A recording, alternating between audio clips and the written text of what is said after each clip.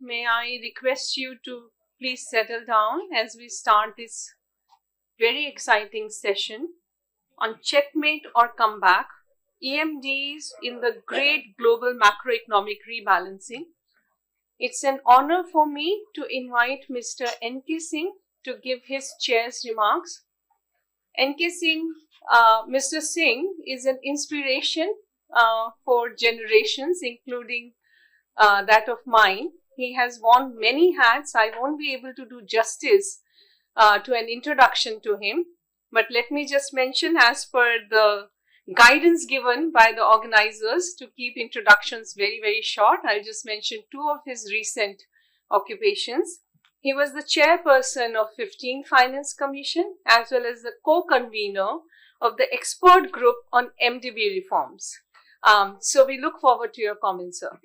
Thank you very much, Poonam, and I'm really indeed looking forward to a discussion on a subject which is of contemporary relevance.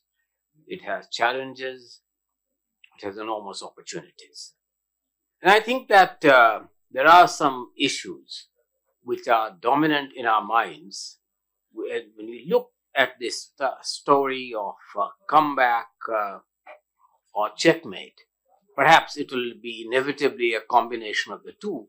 But the four important issues which dominate my mind when I look at a subject of this kind is one, we all know that almost all emerging developing countries are facing this enormous pressure of debt and the issue of debt to GDP. This has had a sharp deterioration in the last few years. Particularly large parts of African countries and countries of the South are finding it increasingly difficult to be able to service debt. So what should be the way forward on the management of the debt of the emerging developing country markets?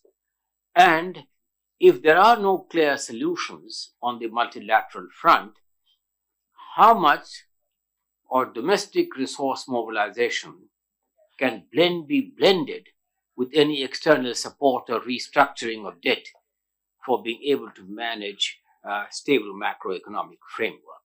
Indeed, if a number of countries begin large-scale defaults on debt, it would lead to a very disorderly situation. So this is one issue which was troubling my mind. The second issue which is really troubling my mind is that over the last few years, having undergone the pandemic and the subsequent story thereafter, questions are being raised on what kind of a credible fiscal framework is suitable to address the contemporary challenges. Should the fiscal framework, which we know about, which many countries have adopted, the prescriptions which have been followed by the International Monetary Fund, does that require recalibration, more flexibility, and much greater credible accountability? Or do we need to take a different approach on the fiscal framework? The third issue, which comes to my mind, at least for a country like India, and there are many other countries, where the issue is not only the entire framework of the central government, but what happens to subnational governments.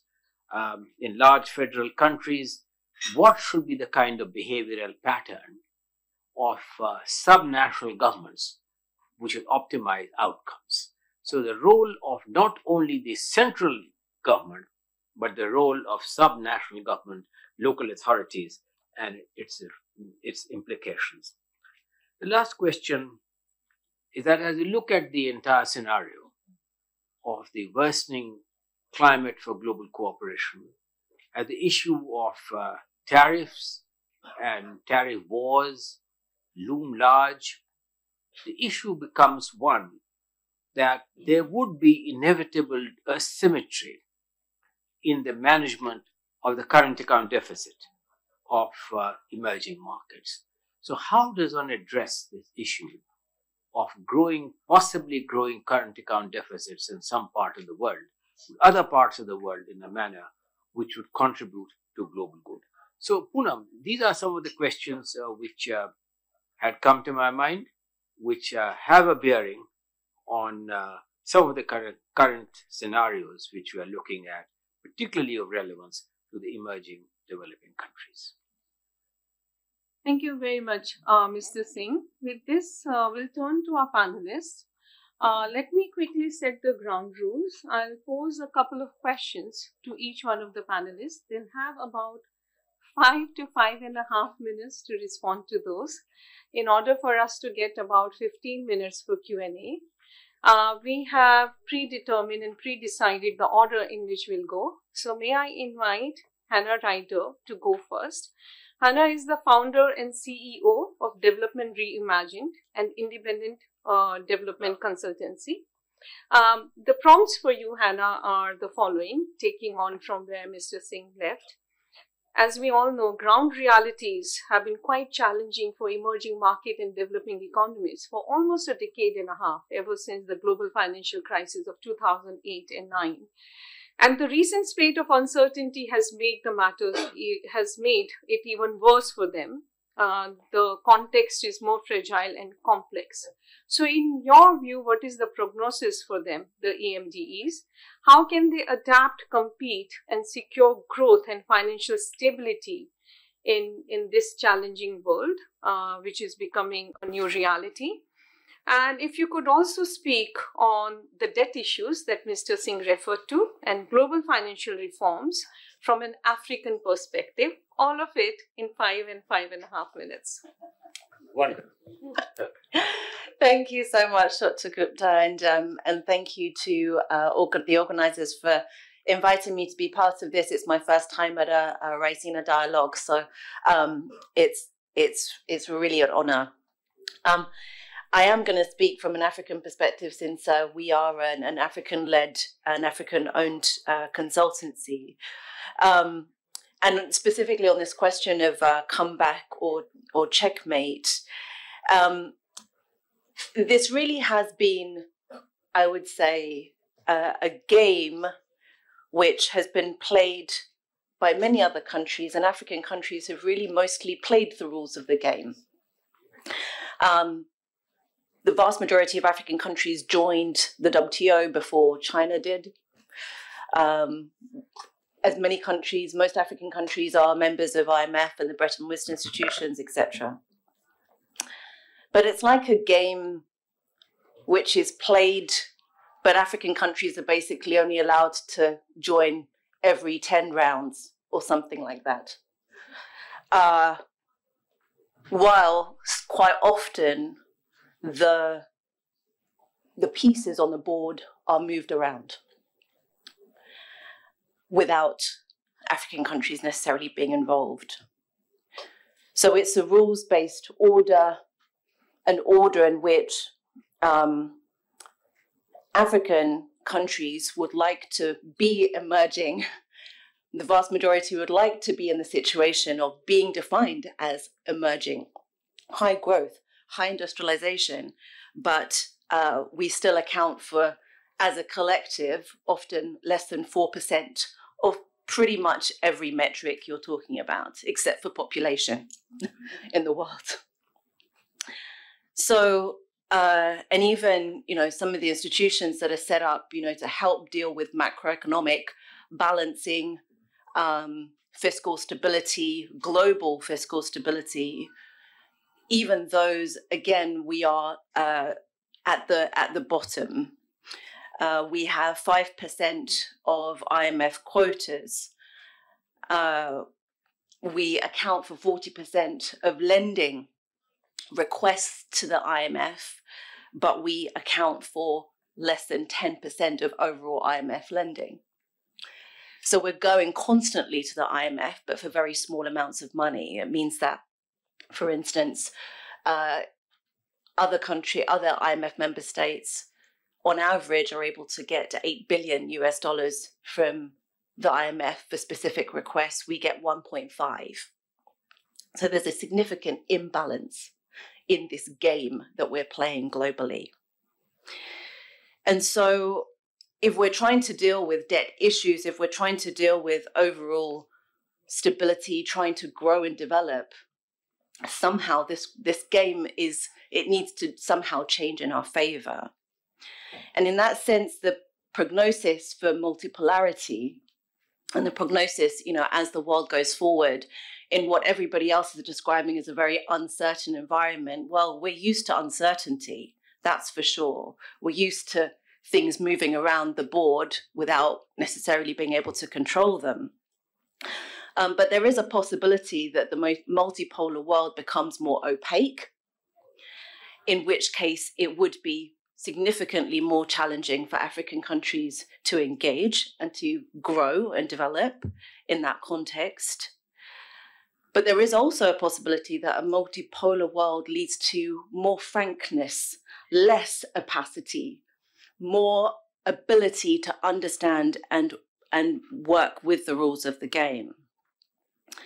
And I think the only way that African countries can really deal with these issues and start to really make this push towards development in this context, to become really emerging, is to do two things: work as a continent, work together, and second, to demand that others also work with Africa as a continent, and to be suspicious in the sense of those who kind of almost divide and rule, because that's where the game becomes confusing. It is the only way to play the game for the African continent, so that the kinds of shifts that we've seen can actually also be in countries like China, India, Brazil, can also be seen on the African continent, so that countries have greater bargaining power and can become, really see the kinds of visions like becoming the global manufacturing hub by 2063 that African leaders are aiming for. So that's I guess my opening of a world that we are very uncertain already. We have been uncertain for a long time. There's more uncertainty from others, but there's a game that we need to actually start playing differently. Thanks. Wonderful. That was brilliant. And I think it sets the stage really well for us to move ahead on our panel. Our second panelist is Professor Hugh Chong Kim. He's a professor by special appointment at the Graduate School of International Studies at Korea University. Professor, the question for you is related to growth and related to growth in EMDEs.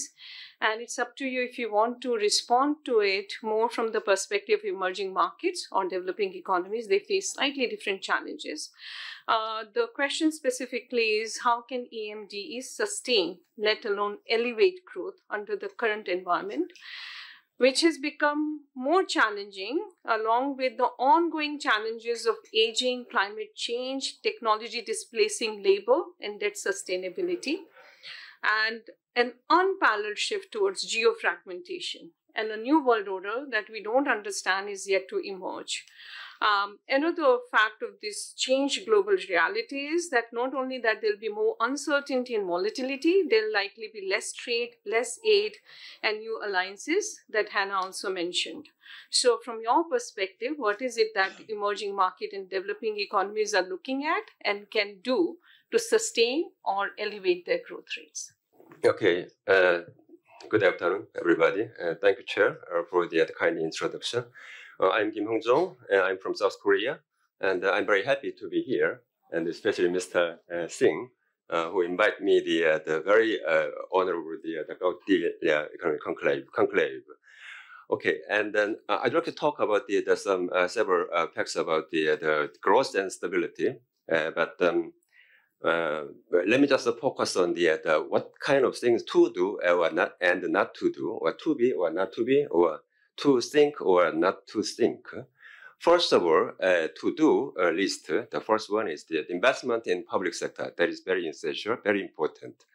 That's what in public sector, what I mean is that including expansion of public education, of course, up to at least high school, and public healthcare and sanitation, also public transportation and communication network, and expansion of the public preserving the public ownership of a kind of part of the land.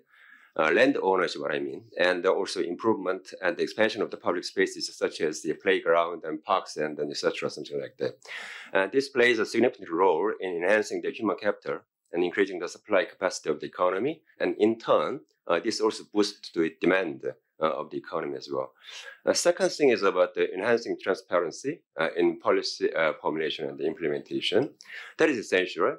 In difficult times like now the Trump era and all the kind of the challenges from the great transformation, the government should share the realities of these hardships with the public and consult with citizens, people on policy choices and the execution, and also to share the outcomes while taking joint responsibility. So improving, but transparency is inevitably linked to reducing corruption. Okay, and third, we need to think about the demographic bonus. There are two types of the developing countries. One is a highly populated economy, and the other not. But when it comes to the highly populated country, you need to make full use of the demographic bonus, including the women's, the participation, enhancing the women's participation as well. And then I want to talk about the labor market issue, not to think about that. So it is essential to accurately assess the labor market condition in each country and invest in industries with appropriate technologies that can address the issues within the labor market. So if a significant portion of the workforce is unemployed or situated outside the area of economic activity, so fostering labor-intensive industries is becoming particularly necessary, is important. But maybe many people would think that, but labor-intensive industries, they are below skilled, and there's this is a kind of the Red Sea, Red Ocean area, something like that. So, and China do that everything. But I think that it is important to adapt the processes that possess a strong capacity to observe labor. For instance, selecting the manufacturing processes that fall within the middle stages of the production cycle is preferable to focusing on design or marketing sector. That's what the Korea chose in the past. Even in the production of the semiconductor, we can invest a lot to invest high tech investment, but we just segregate the production cycle and what kind of process we can do. We need to decide, and we can do. And this leads to the kind of the embracing the digital transformation and innovation that is challenging now. Not only the advanced economy, but also developing economies as well. We talk about the leverage, technology to boost the productivity. We talk about the investing in digital infrastructure. We talk about upskilling the workforce. That's fine. That's good. But in all these areas, it is necessary to adopt an industrial structure that complement technologically advanced countries. I think that is the starting point for the developing countries to enter into the high-tech industry. That's what I want to say. And then, because of the time, I'd point out 2 points. The first one is about the economic integration. We are talking about economic integration, promote economic integration. But we should remember that this regional integration or economic integration cannot make our people wealthy overnight. No. Rather, economic integration is more useful in breaking down the entrenched interests of domestic vested groups, domestic interest groups, by market opening. So that is very important role of the integration, economic integration, and also market opening. So I think that is very important role of the regional integration. The second reason is that, of course, we are now facing the Trump administration. So we need to share our wisdom. We need to share our experience how to combat against the aggressive, tariff policy by the Trump administration. So this is another one. That's what I want to say. The last one, very, very short.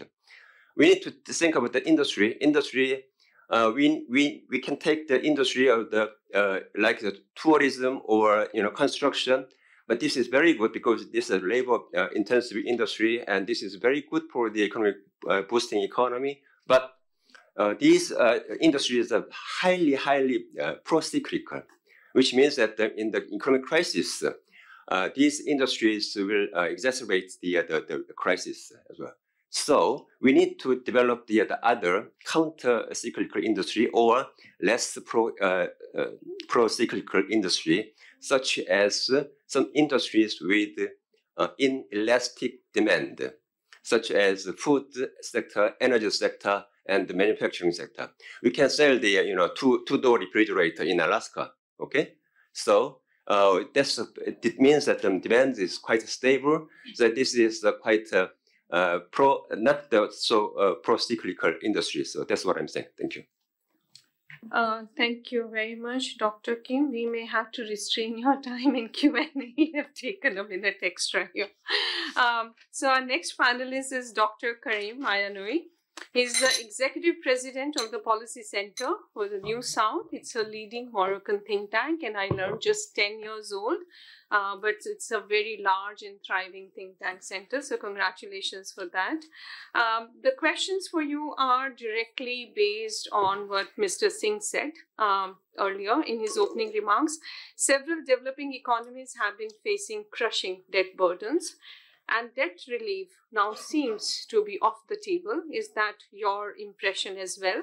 And to what extent countries can rely on domestic revenue mobilization, not just taxes, but also non-tax revenue, privatization, sale of assets, etc., to bring their debt levels towards sustainable limits? Another part of the same prompt is, does it also mean that countries should revise their fiscal frameworks? And if so, how? Should they make them more rigid or more flexible, more credible, or more accountable? Over to you, Karim. Well, thank you. Good afternoon. Well, let me group the two questions and try to address a little bit the current situation. Let's remember that what we're seeing in fiscal situation in many countries is the outcome of several crises. So the scarces are there. COVID, commodity shock prices. We're mostly talking about African countries, low-income countries of Africa in the debt distress category of the IMF. You have a dozen of countries, they're all African countries. And then you have less fiscal space, of course, and you have some fiscal dominance, like we can see also in advanced economies because of the need to react to the COVID, etc. Central banks have lost some independence in several countries because of the necessity of governments to take the lead. So it's more difficult to react. Most of those countries have pro-cyclical fiscal policies, and in general, of tough situations, is investment that adjusts. So although you don't have so many countries in debt distress, there are many countries that are doing very tough trade-offs between social spendings and paying back debt. So don't be mistaken by the number you are saying. At the same time, the environment is more difficult, uncertain. So we don't expect very supportive sort of political mood for a HIPIC type of operation. Although it could happen. Let us see. I'm not too very pessimistic, but it could happen. But I don't think government are factoring this in. So you're in a situation where most of the fiscal policy will be very prudent, very cautious, and of course it comes at a price. I think it comes at the price of growth, less riskier policies, less sort of collective insurance. So in a way, countries are alone, and I think it's a feeling that is equally shared. And here, I think we need the mechanisms, domestic mechanism. You were heading a planning commission. I think you call it the plan, whatever you call it. It needs you need to regroup, to rethink, to mobilize your forces, to build internal consensus, have a strong institutions. And I think it will be about supply side policies in the future for many of our developing countries. So in terms, domestic resource mobilization is part of the story, but it's a very small part of the story. Of course, you need to, but you need also to have equitable fiscal, tax policies. The burden need to be shared equally across population. And of course, fiscal framework, fiscal rules, as economists, we like those, but if to have a fiscal rule, not to respect it, just don't have a fiscal rule.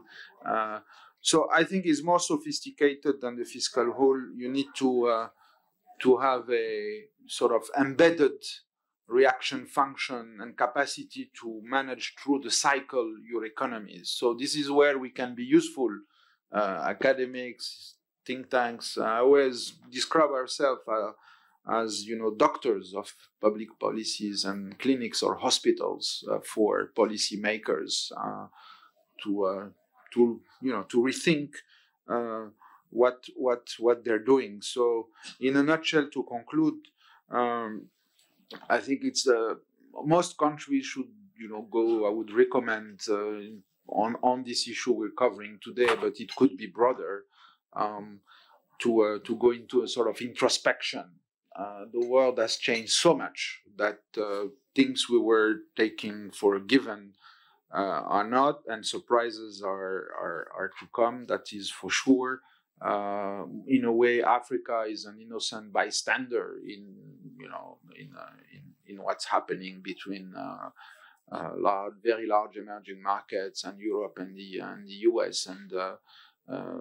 We need to make sure to understand the channels of transmissions of the policies that will be pursued by those countries. How is it is affecting us? So my worry, to conclude, is really that because countries are vaccinated against sort of macroeconomic indiscipline and its consequences.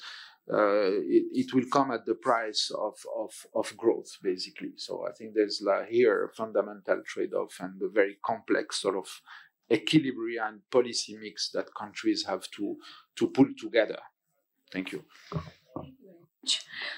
Second last speaker of the panel, and as far as opening remarks go, is Kate O'Shaughnessy. She's the research director at the Perth US Asia Center. And Kate, it would be really great if you could reflect on the future of foreign aid. What role will it play in the development world?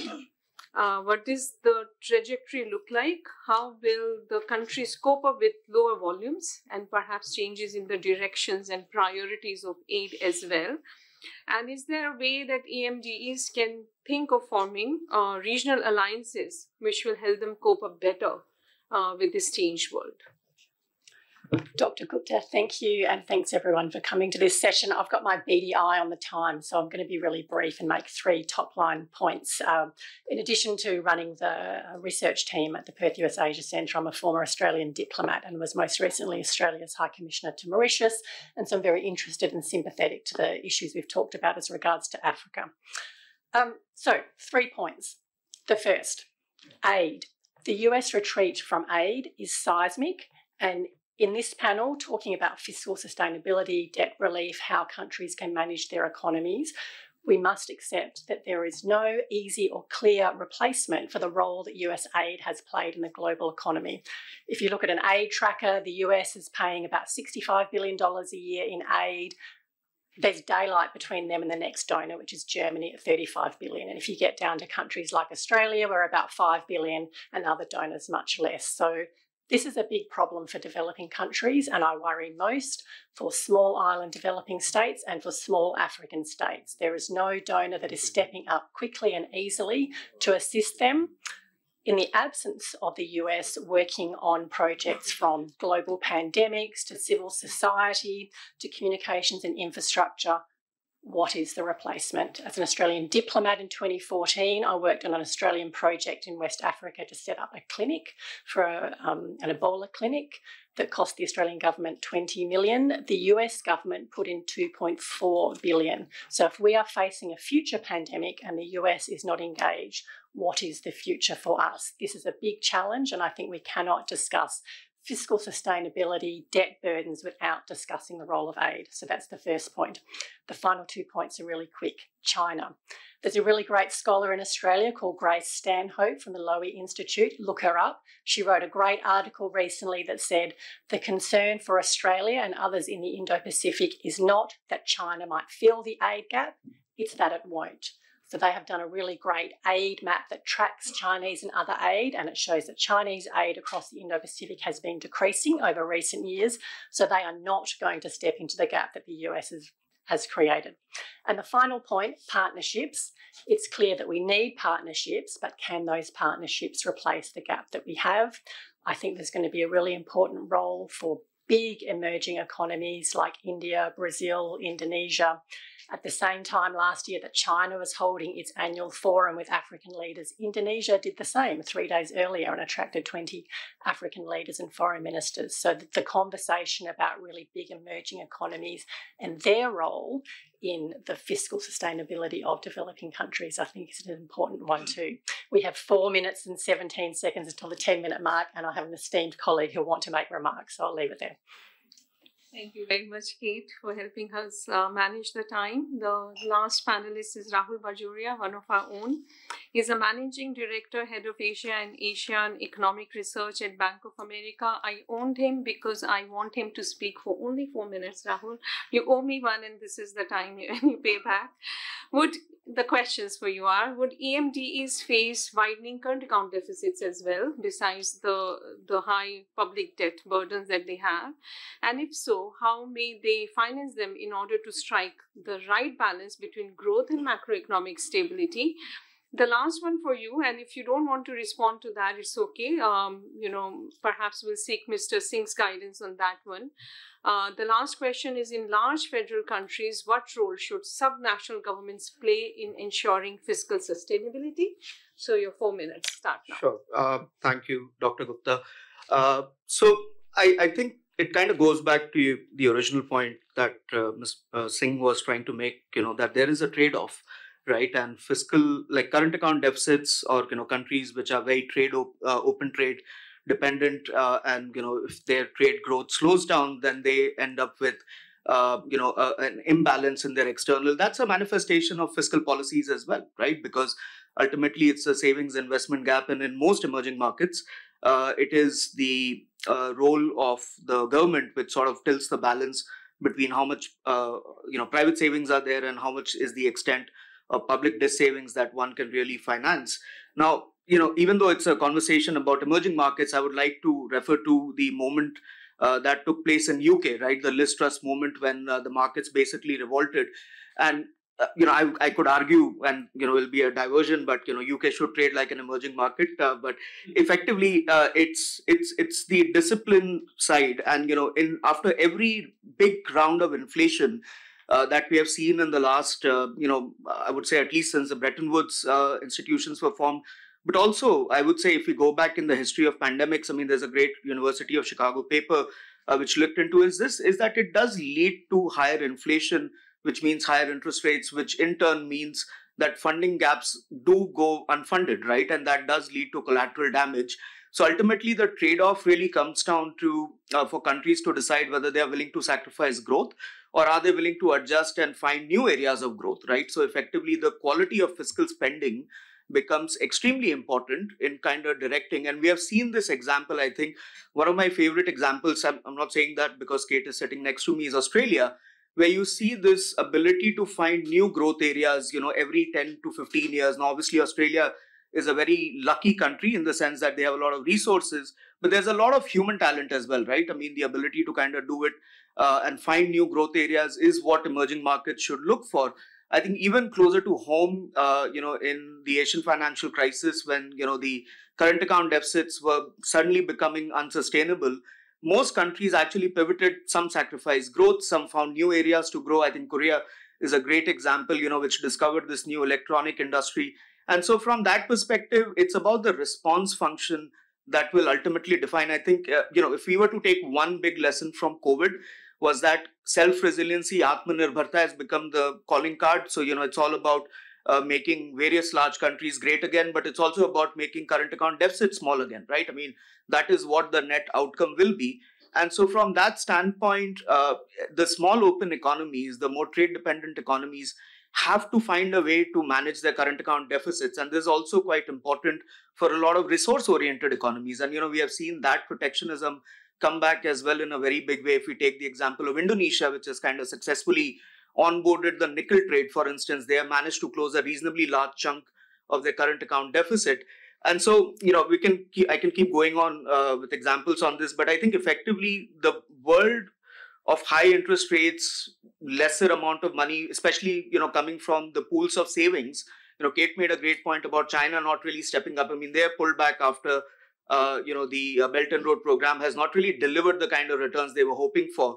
And it's the same thing with the Bretton Woods institutions, which are fundamentally now short of capital, right, to be able to deploy. And so from that standpoint, it will come down to how individual economies respond to it, right? And those who get lucky with resources, great for them. Those who don't, they will have to either sacrifice growth or find new areas to, grow in.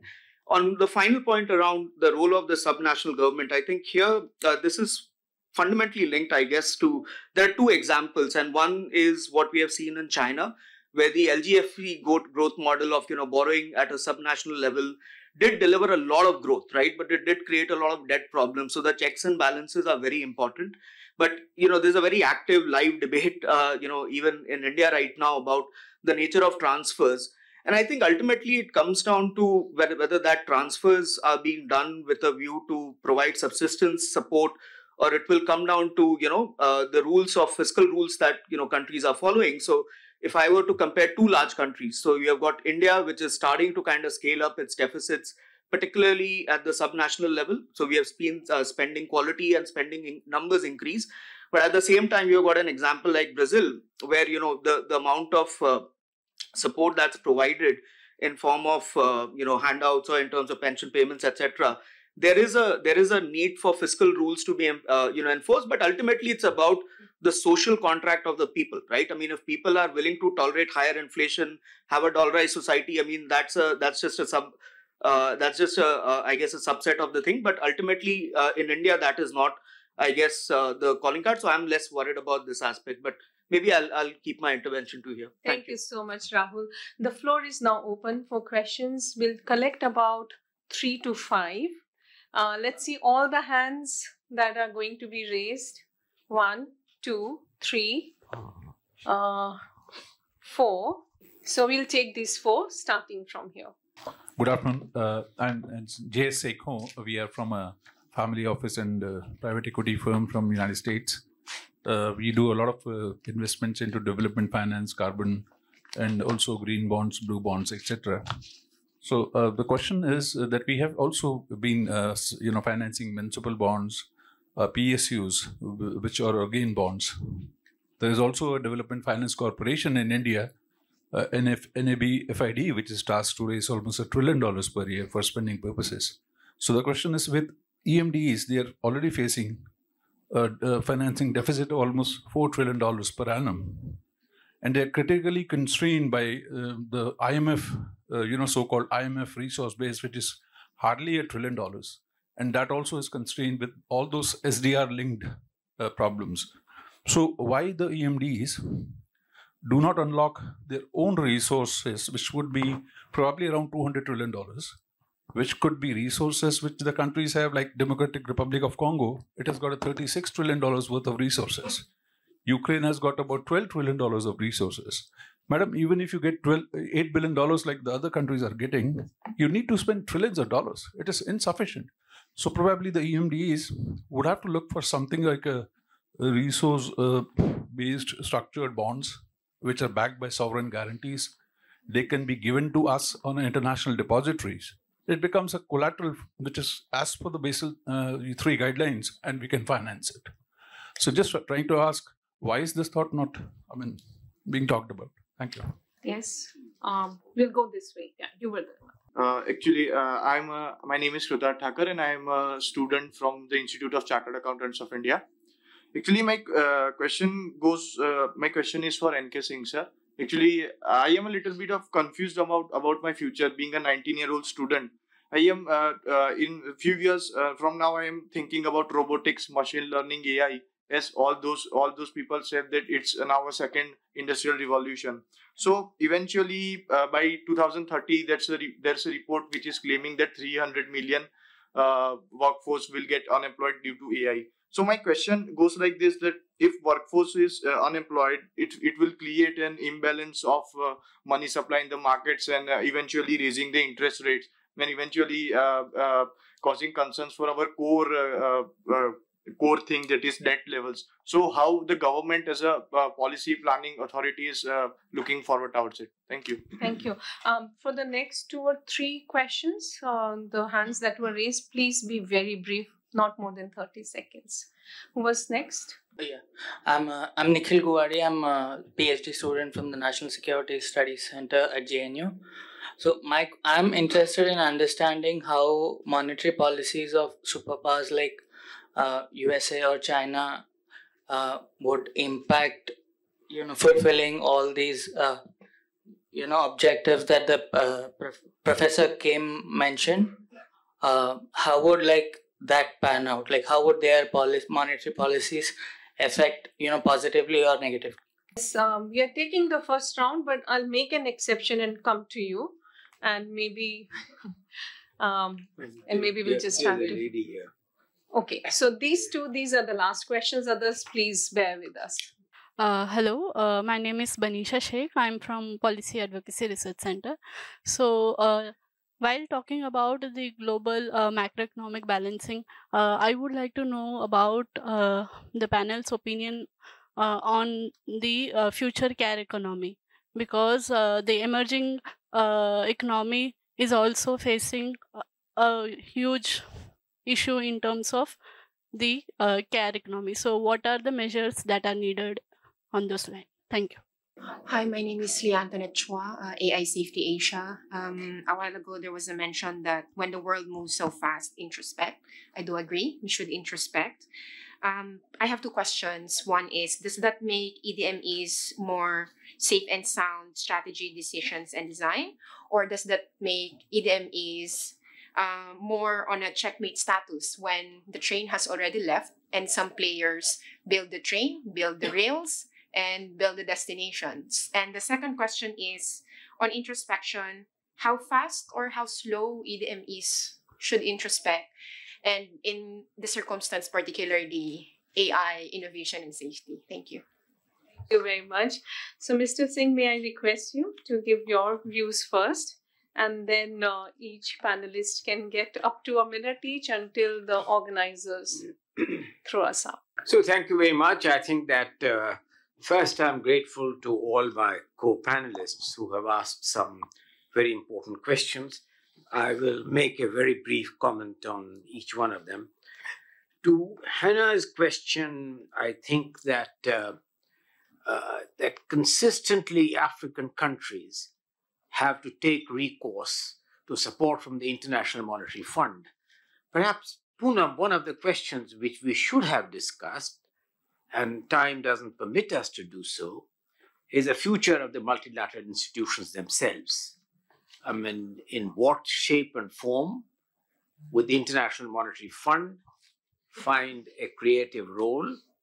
It is a quota-based organization, like the World Bank. It has enormous possibilities, but enormous challenges of being able to arrive at a political consensus, and for instance, using the special drawing rights, for which even the initial special drawing rights of 2 billion have not been recycled in a manner. So the future of the multilateral development banks is, in my view, a very dominant question which deserves much closer attention, particularly over the coming years. I think that a point has been raised by my colleague, Karim, that right now he doesn't see much scope on domestic resource mobilization, Karim, if I'm right. Well, very frankly, facts are not supporting you on that, because when I presented the report of the group of experts of Larry Summers and myself on the reforms of the multilateral development banks, the only comment which I had from the managing director of the IMF, she said that everybody is very bothered about perhaps the $2 trillion or $3 trillion that I have mentioned, but nobody is talking about the $5 trillion which has to come from domestic resource mobilization. So the issue of domestic resource mobilization in creative ways, particularly some of the last points which you have made, there's a huge amount of assets which are embedded there and can be capitalized as there. I find that the time is up. So, I will perhaps make one very brief observation to Rahul, your question on the issues of the role of subnational governments. I didn't only mean subnational governments. I meant that the different layers of government, because even if for countries which are not federal system countries like ours, you do have subnational governments in one form or the other. So the great question is the question of the tight rules and the coherence of the rules. The most important being enforcement of the rules which you take upon. Now, in most countries, perhaps the rules are tighter. In this country, there are limits to which what subnational governments can borrow, but there is no compliance to that, nor Poonam will agree, perhaps a penalty as a consequence for having broken the rules which they have laid out for themselves. I think we've had a very fascinating discussion. One last comment, I don't want to disappoint on the green bonds, the question on the future of workforce, on the questions of unemployment, which you mentioned very rightly, since the future looms before you, is I think that as we go forward, history has perhaps taught us one thing, that such serious doubts have been expressed in the past, whenever there have been a quantum change in technology. Look at the debate which existed when the steam engine came. Look at the great debates which took place when the last industrial revolution was made. So I am sanguine that the use of artificial intelligence will significantly enhance the productivity of the labor force, and there will be enough gainful opportunities because growth multipliers, which is what the productivity enhancement capacity will increase on account of the use of artificial intelligence, will provide enough scope for creative employment. So I do not think you need to be worried about the future. And just a minute to you if you want to respond to anything. Otherwise, we have to wrap the session. Incredibly kind. Incredibly kind. I guess one thing just to mention, we talked a bit about debt. And I think let's again just put things in context around, the African debt is 11% of emerging debt. And that's not even the overall global debt. So it is a specific decision not to deal with it because it can be dealt with quite quickly and quite easily. But we have to also remember that debt is useful for growth. And I think this is exactly the point. We need to find creative ways to leverage debt, which will be paid back in future, as long as it is cheap enough and long enough. And I think that's where issues like bonds and so on, bonds have been useful, but they've been very expensive. And so one of the things we have to work internationally on is how to bring down the cost of bonds, how to bring down the cost of all types of finance and debt for emerging economies and developing economies. Thank you. I'm afraid you'll have to take it up. So thank you very much. You were an awesome panel and an awesome audience. So thank you very much for being here.